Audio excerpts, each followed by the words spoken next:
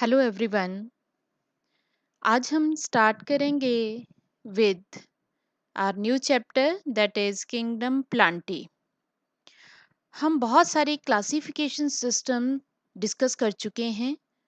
कौन कौन से डिस्कस किए हैं हमने? Two kingdom classification system, three kingdom classification system, four kingdom classification system and five kingdom classification system, and at the last the improved six kingdom classification system, जिसको हम three domain of classification भी कहते हैं और three domains of life भी हम कहते हैं। तो ये बहुत सारे सिस्टम्स हम स्टडी कर चुके हैं प्रीवियस वीडियोस में। वहाँ पे हमें देखने को मिलता है कि जो किंगडम प्लांटी है, सबसे पहले कैरलस लिनियस ने किंगडम प्लांटी और किंगडम एनिमेलिया इनकी फॉर्मेशन की थी, इन ग्रुप्स की फॉर्मेशन उन्होंने की थी।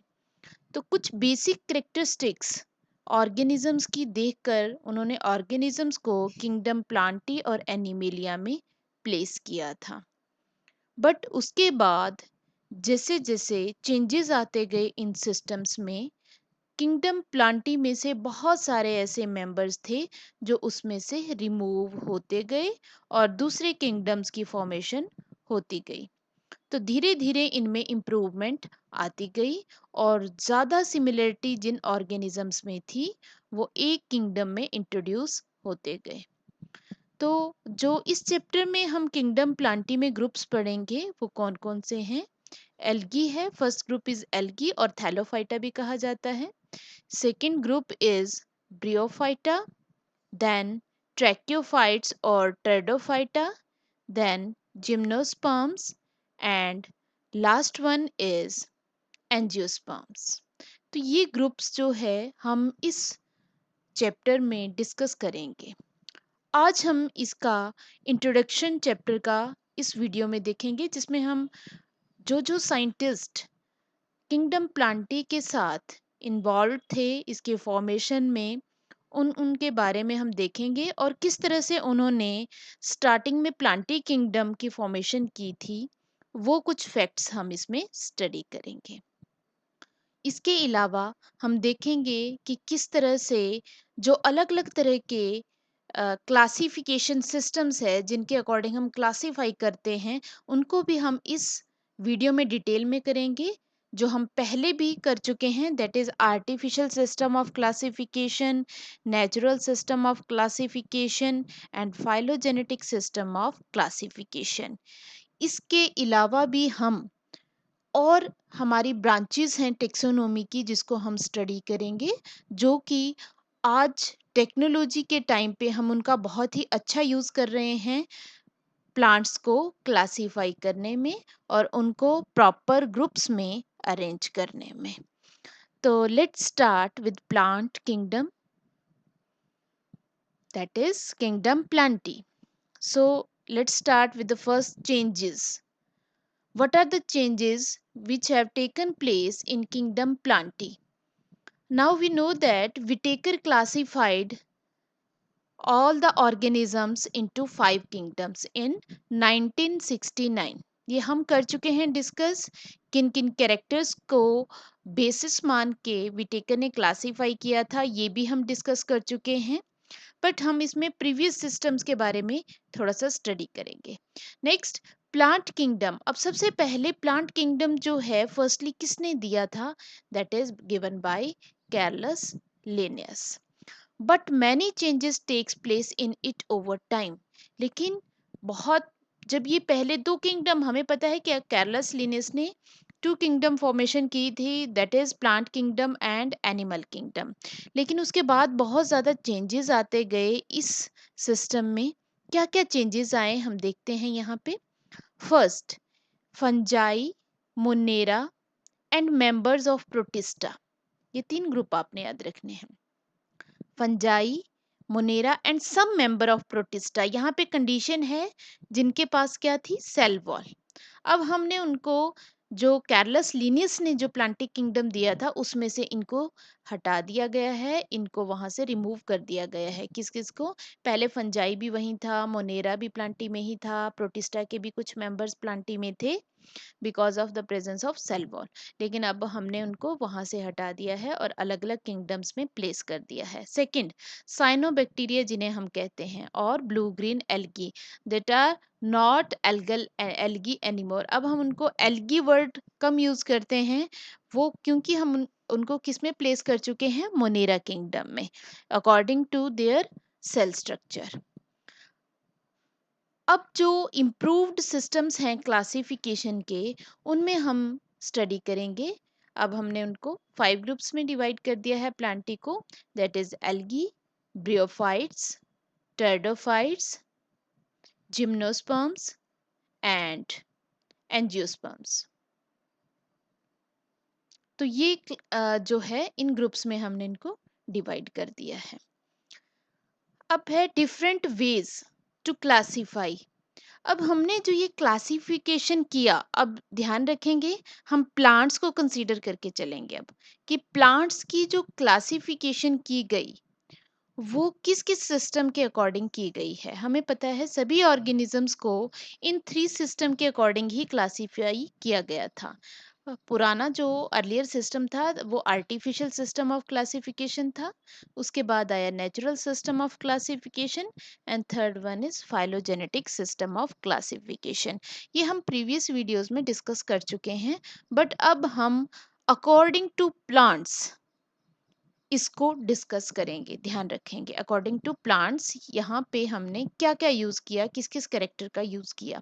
हम बेसिक आपको थोड़ा सा यहाँ पे बता देती हूँ। आर्टिफिशियल सिस्टम ऑफ क्लासिफिकेशन किसे कहा जाता है? Which include a few external characteristics, a few external characteristics to classify the organism. Natural system of classification which include external as well as internal characteristics to classify the organism. And last one, phylogenetic, which include the evolutionary history of an organism, जिसमें उसके evolution को देखा जाता है कि उसके ancestral forms कौन सी थी, तो उसके अकॉर्डिंग उसको क्लासिफाई किया जाता है। तो हम अकॉर्डिंग टू प्लांटी इस वीडियो में देखेंगे। अब कुछ इमेजेस के थ्रू मैं आपको दिखाना चाहूंगी who was Robert H Whittaker. यहाँ पे आप इमेज देख रहे हैं, वो रॉबर्ट एच विटेकर की है, जिनका बहुत रोल है, बहुत इम्पॉर्टेंट रोल है in the classification system. Robert Harding Whittaker, आपको पता है कि इन्होंने ऑर्गेनिज्म को प्रॉपरली प्लेस कर दिया था अलग अलग किंगडम्स में, Monera, Protista, Fungi and Plantae and Animalia. Monerans में इन्होंने रखा prokaryotic, absorb and photosynthesize, motile, non motile, asexual organism है, रिप्रोडक्शन। ये यूकैरियोटिक, जो प्रोटिस्ट हैं यूकैरियोटिक हैं, यूनिसेलुलर है, कुछ मल्टी सेलुलर हैं। एब्जॉर्प्शन भी होता है इसमें, इंजेशन भी होता है, फोटोसिंथेसिस भी होती है, और रिप्रोडक्शन सेक्सुअल और एसेक्सुअल होता है। फंजाई ये यूकैरियोटिक हैं, मल्टी सेलुलर हैं, एब्जॉर्प्शन होता है इनमें, नॉन मोटाइल हैं, और सेक्सुअल रिप्रोडक्शन होता है मोस्टली। यूकैरियोटिक हैं animals, multi cellular, ingestion, motile हैं, सेक्सुअल रिप्रोडक्शन होता है। प्लांट्स में यूकैरियोटिक है, मल्टी सेलुलर है, फोटोसिंथेसिस करते हैं, नॉन मोटाइल हैं, और सेक्सुअल रिप्रोडक्शन भी इनमें होता है। तो ये जो रॉबर्ट एच विटेकर ने दिया था क्लासिफिकेशन सिस्टम, इस तरह से दिया गया था। नेक्स्ट इमेज एक बहुत ही इम्पॉर्टेंट, जो हमारे साइंटिस्ट थे, फिजिशियन थे बेसिकली वो, तो उनके लिए, उनके बारे में एक बहुत ही कुछ इम्पॉर्टेंट फैक्ट्स हैं, वो इस इमेज के थ्रू बताऊंगी। Who is he is Carolus Linnaeus, और Carl von Linné, that is Carolus Linnaeus. आपने बहुत बार इनका नाम सुना होगा, काफ़ी सारी जगह पे इनका नाम आया है। हमने इनको बाइनोमियल नोमेनक्लेचर में भी देखा है, हमने इनको जो है आर्टिफिशियल सिस्टम्स में भी देखा कि क्लासिफाई किया था। इसके अलावा फादर ऑफ टेक्सोनोमी इन्हें कहा जाता है।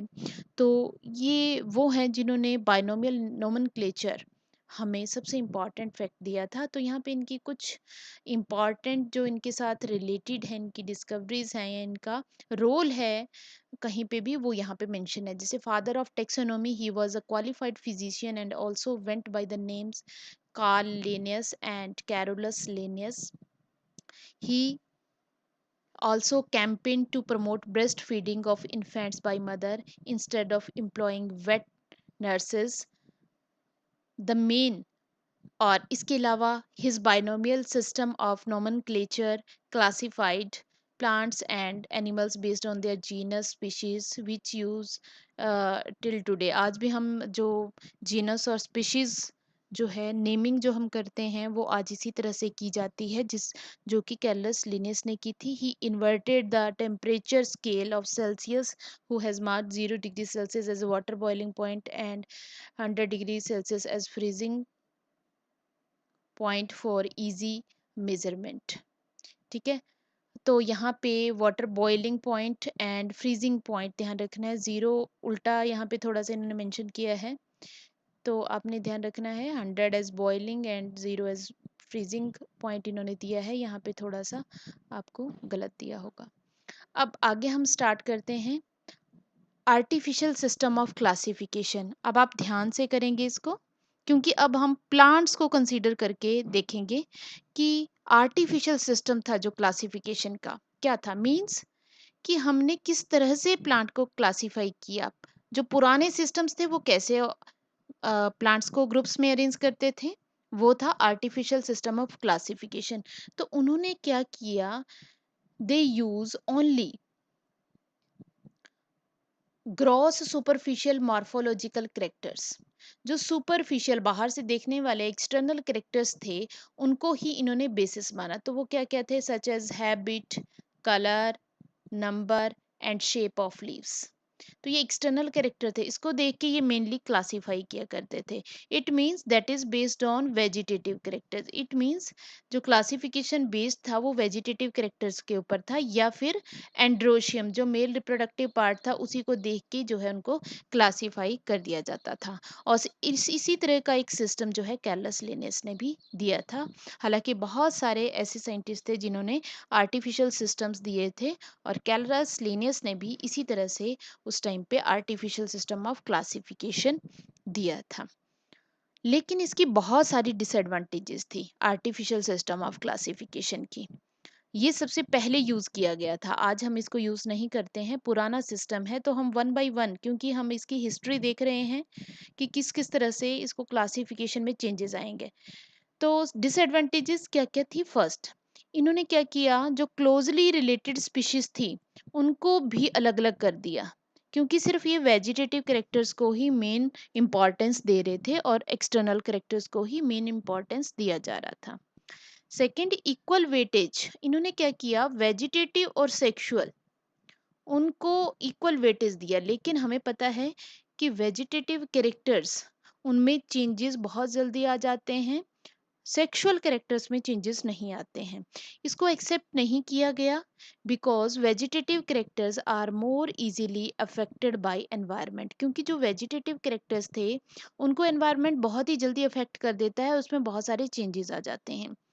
जैसे कि हम कह देते हैं कि जो वेजिटेटिव कैरेक्टर्स लीव्स की ही हम बात कर दें, कि जो लीव्स है उनकी जो कलरेशन है वो भी सनलाइट के ऊपर डिपेंडेंट करती है, उनके ऊपर कितनी सनलाइट उनको मिल रही है उसके ऊपर उनकी कलरेशन और उनके स्टॉक की लेंथ, इंटरनोड का एरिया, ये सब जो है एक्सटर्नल फैक्टर्स के ऊपर डिपेंडेंट होते हैं। लेकिन जो उनके सेक्सुअल कैरेक्टर्स है उनमें चेंजेस नहीं आते हैं। तो इन्होंने मेन वेटेज तो, हालांकि equal weightage to vegetative and sexual characteristics ये दे रहे थे, कह रहे थे दोनों में कोई डिफरेंस नहीं है, सेक्सुअल ले लो चाहे वेजिटेटिव ले लो।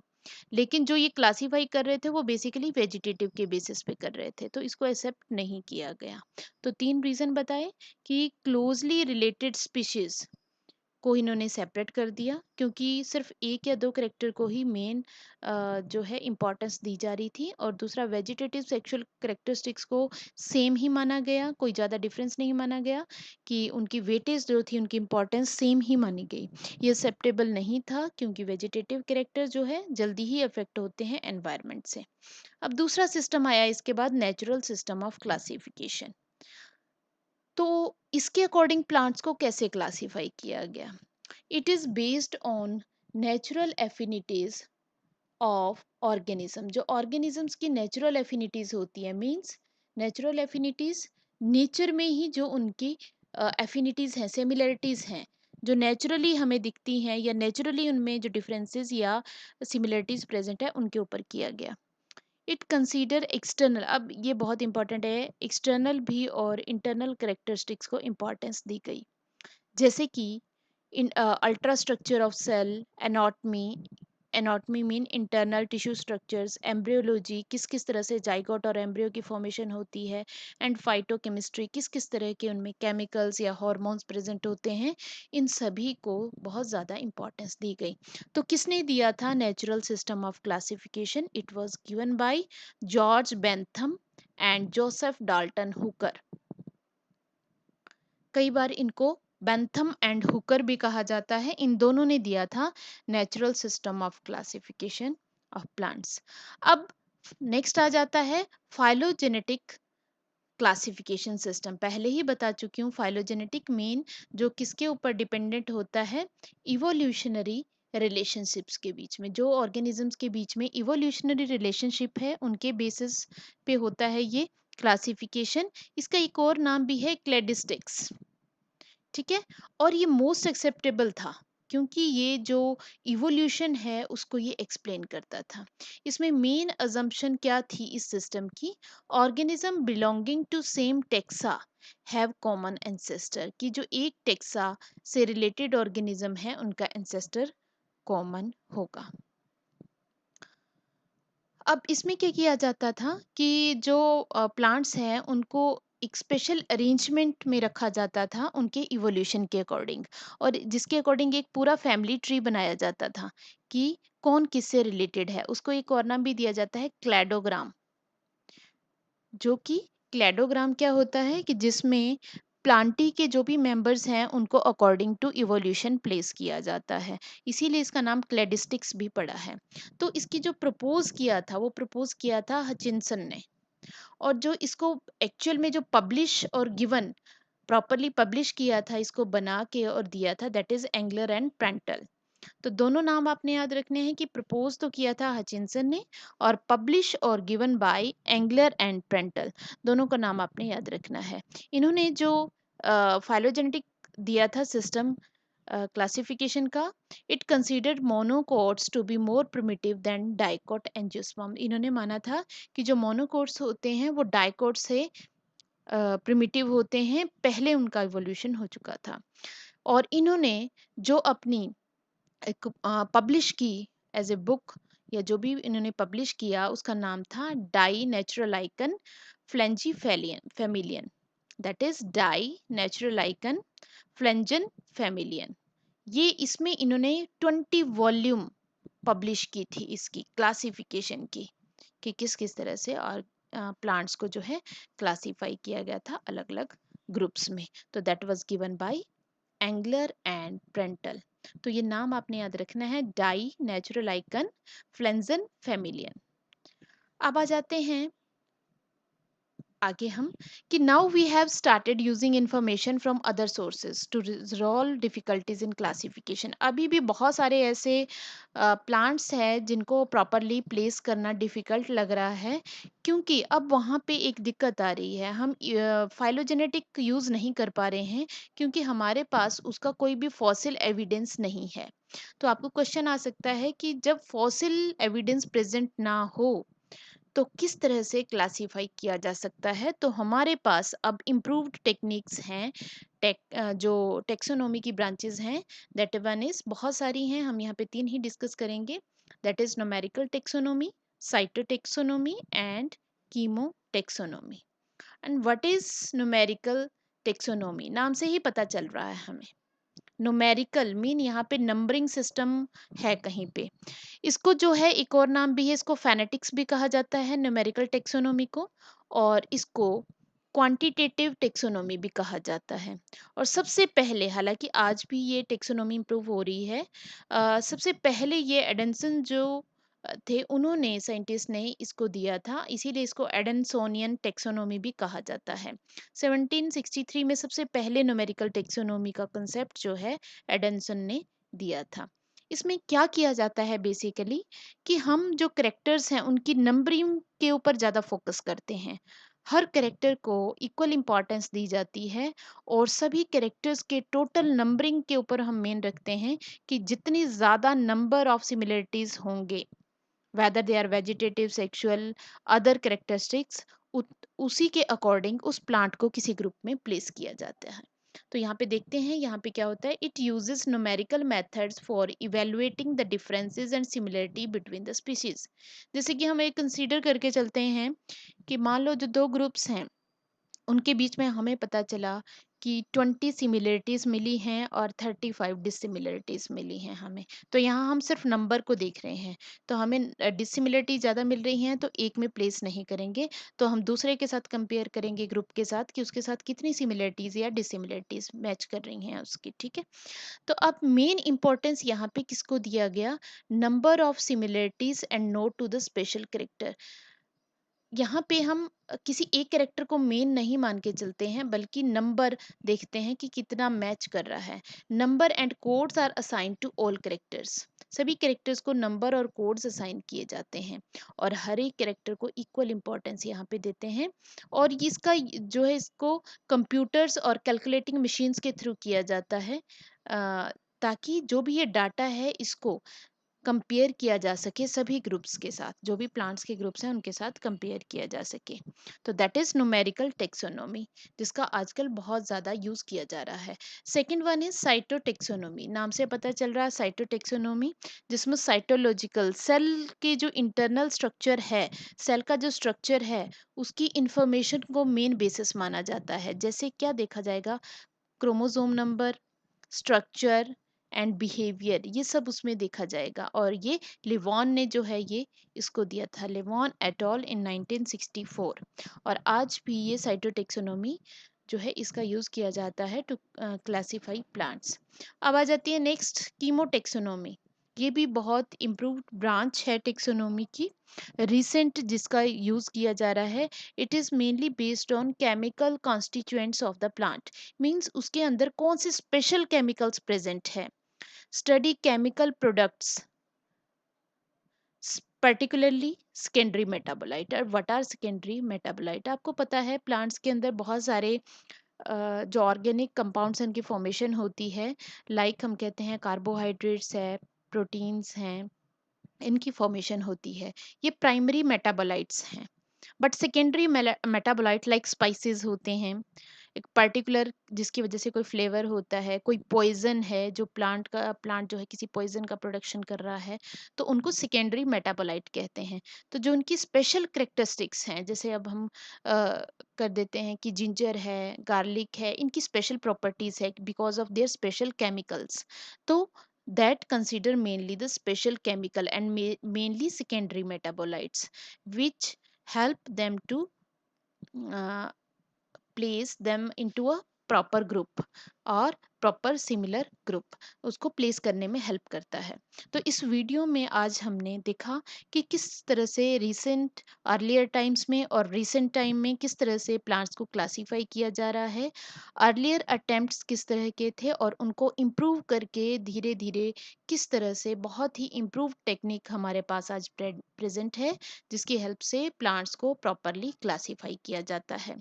तो ये वीडियो आपको अच्छा लगता है तो इसको लाइक करें और चैनल को सब्सक्राइब करें। Thanks everyone.